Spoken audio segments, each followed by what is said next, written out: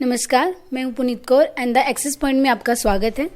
हर हफ्ते की तरह खास मुलाकात में आज हमारे साथ हैं the senior GST and income tax consultant mister Ajay Ahuja ji. He is also the treasurer for the federation of the all India Vyapar Mandal J&K।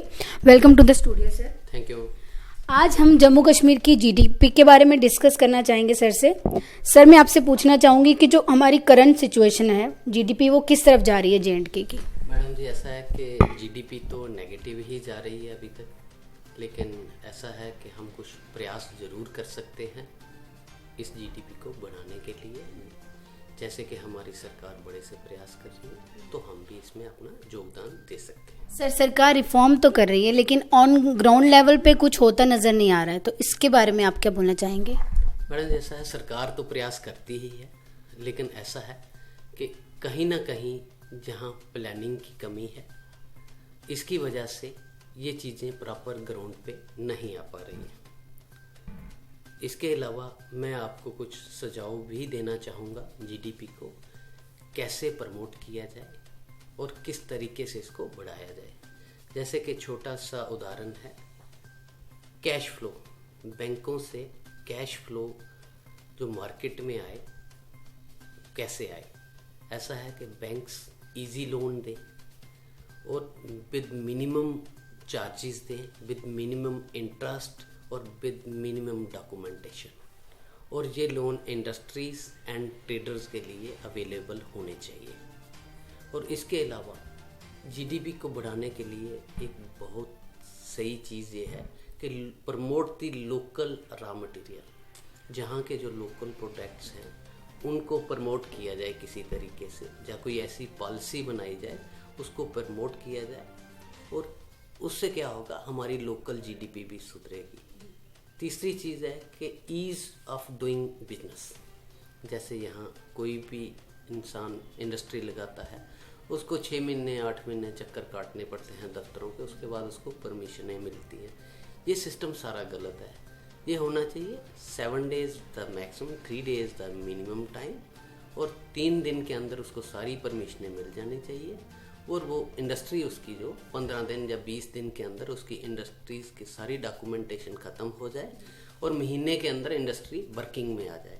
तो तभी ये, अगर इस तरीके से फास्ट काम होगा तो तभी ये चीज़ें हमारी हल हो पाएंगी, जीडीपी बढ़ पाएगी। सर, जीडीपी को इम्प्रूव करने के लिए हमें जो चैलेंजेस फेस करने पड़ रहे हैं वो क्या क्या हो सकते हैं? देखो, जीडीपी को इम्प्रूव करने के लिए चैलेंजेस बहुत हैं। सबसे बड़ा चैलेंज यही है कि uneducation in India. Education level बहुत लो है। सबसे पहले तो हमें एजुकेशन सिस्टम को सुधारना पड़ेगा। जैसे अभी नया एजुकेशन सिस्टम अप्रैल महीने से हिंदुस्तान में लॉन्च होने जा रहा है, बहुत अच्छा सिस्टम है वो। उसके अंदर एक चीज़ बड़ी अच्छी मैं आपको बता दूं कि उस एजुकेशन सिस्टम ही नहीं है, वो आपकी पूरी ज़िंदगी बदल देगा। उसमें क्या है, सिर्फ आपको एजुकेशन नहीं मिलेगी, आपको टेक्निकल एजुकेशन साथ में मिलेगी। उससे क्या होगा कि जो आपके बच्चे हैं, जैसे ग्रोथ उनकी होगी, उसके साथ साथ उनकी टेक्निकल ग्रोथ भी होगी।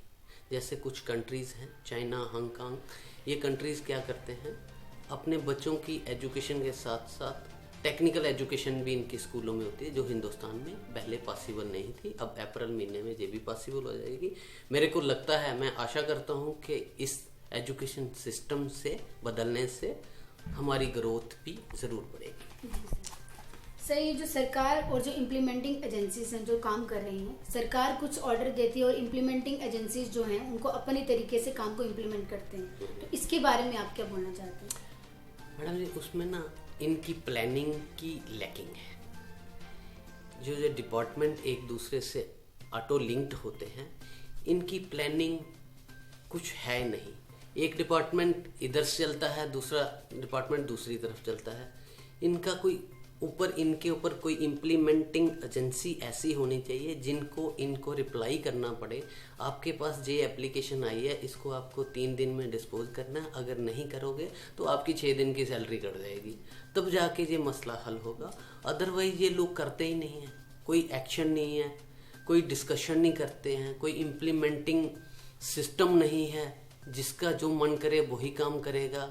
गवर्नमेंट एम्प्लॉय हो भैया, आपकी मर्जी से काम तो नहीं करना है आपको जो सरकार बोलेगी वो काम करना है। मर्जी वाले काम बंद कर दो।